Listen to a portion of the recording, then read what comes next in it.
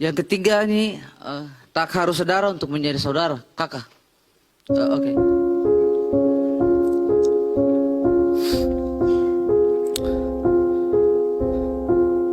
So paling lama orang-orang di negara ini permasalahkan perbedaan itu dengan ini.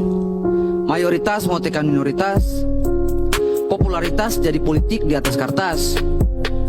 Apakah tong harus seagama baru bisa dibilang sesama? Apakah tong mesti saudara baru bisa dibilang saudara? Apakah tong harus sekandung baru bisa dibilang gandong? Apakah tong mesti sesuku baru bisa dibilang satu tungku? Apakah tong mesti seiman baru bisa dibilang saling cinta? Apakah tong mesti seajaran untuk saling mengerti perasaan?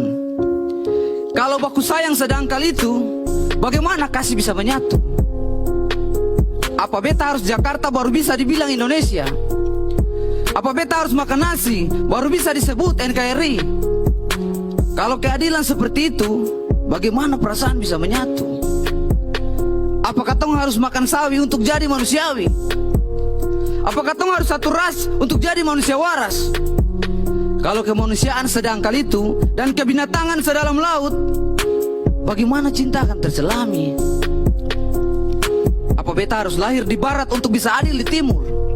Apa beta mesti belajar ibu kota baru bisa dapat jatah? Apa beta harus berpolitik baru distrik dapat listrik? Apa beta harus punya investasi baru dianggap punya kontribusi? Apa beta mesti punya tambang baru dibilang bisa menyumbang? Apa beta mesti punya emas baru bisa jadi anak emas? Apa beta mesti punya gas abadi baru bisa dapat subsidi? Apakah kamu mesti makan raskin baru bisa dibilang orang miskin? Kalau kehidupan sesempit itu, lapang dada sin cukup tampung dalam lapang huruf.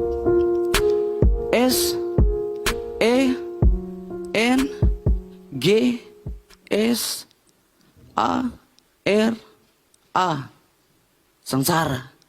Itu yang ketiga.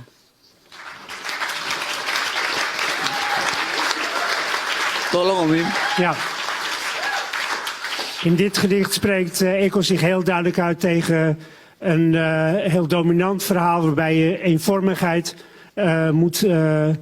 moet hebben voordat je meetelt. En hij verzet zich eigenlijk tegen dat verhaal en zegt eigenlijk: ik wil helemaal niet zijn zoals de anderen, zoals de meerderheid. Ik wil zijn wie ik ben en daarom moet ik ook mee kunnen tellen.